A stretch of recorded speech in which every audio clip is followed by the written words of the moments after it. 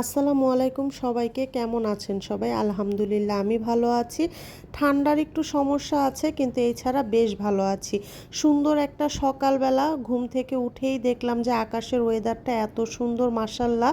একটু চা বানিয়ে নিয়ে ছাদে চলে গেলাম, যে ভাবলাম একটু রোদ পোহাবো। সকালের রোদটা কিন্তু ভালোই লাগে, আর বিস্কিট দিয়ে রং চা খাচ্ছি।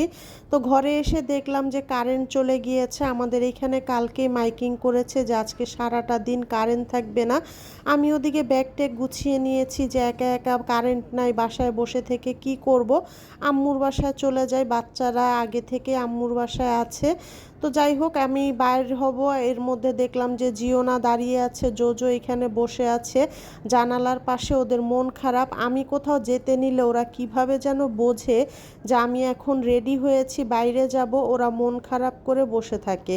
তো যাই হোক, ওদেরকে বাসায় রেখে এখন আমি চলে যাচ্ছি আম্মুর বাসায়। রিক্সা নিয়ে নিয়েছি, আর আজকে হঠাৎ করে অর্ধেক রাস্তায় যাওয়ার পরে রিক্সাটাও নষ্ট হয়ে গিয়েছে।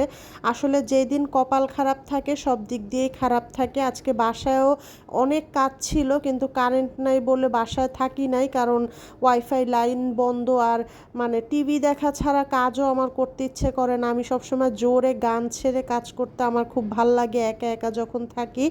তো আম্মুর বাসায় চলে আসলাম। আস্তে আস্তে দেখলাম যে কচুরিপানার ফুলগুলো এত সুন্দর লাগছিল।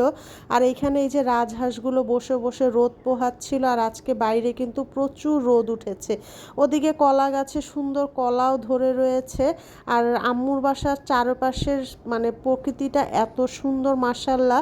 তো দেখতে দেখতে আম্মুর বাসায় চলে এসেছি, লিফটে উঠে গিয়েছি। আমি জানি আমি এখন গিয়ে দেখবো আমার বাচ্চারা এখনও ঘুম থেকে উঠে নাই। তো আমি গিয়ে দেখলাম আম্মু এখানে শাক বাছতেছে। লাল শাকগুলো এত সুন্দর, মাশাল্লাহ, তাজা ছিল। আর ওই তো আমি গিয়ে আমার মেয়েকে এখন জোর করে ঘুম থেকে উঠাইছি। স্কুল বন্ধ থাকলে ওরা এমনই করে, পরীক্ষা শেষ, স্কুল বন্ধ, এখন তাদের ঘুম থেকে উঠতে অনেক দেরি হয়। তারা দেরি করে ঘুম থেকে উঠে আবার ঘুমায় অনেক রাত্রে।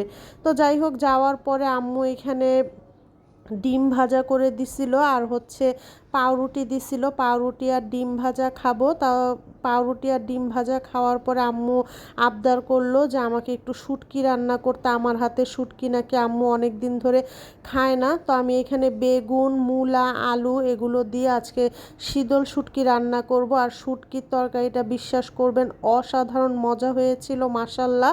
তো এদিকে আমি রান্না বসিয়ে দিয়েছি। আম্মু, আমার বাচ্চারা সবাই গোসল টোসল করে নিয়েছে। আমিও এখন রান্নাটা শেষ হলে গিয়ে গোসল করে তারপর সবাইকে নিয়ে একসাথে খেতে বসবো। তো আমার শুটকি রান্নাটা প্রায় হয়ে গিয়েছে। আমি একদম ভুনা ভুনা করব শুটকিটাকে। আর হচ্ছে এখানে শুকনা মরিচ ভেজে নিয়েছিলাম। লাল শাকের সাথে শুকনা মরিচ ভাজা খেতে কিন্তু বেশ লাগে। আমি যে কোনো শাকের সাথেই শুকনা মরিচটা আমার কাছে খুবই ভালো লাগে। আর শুটকির তরকারিটা তো বললামই আজকে অনেক বেশি মজা হয়েছে। তো আজকের ভিডিওটা এই পর্যন্তই থাকবে। সবাই ভালো থাকবেন, সুস্থ থাকবেন, আমাদের জন্য দোয়া করবেন। আপনাদের জন্য রইল অনেক দোয়া আর ভালোবাসা।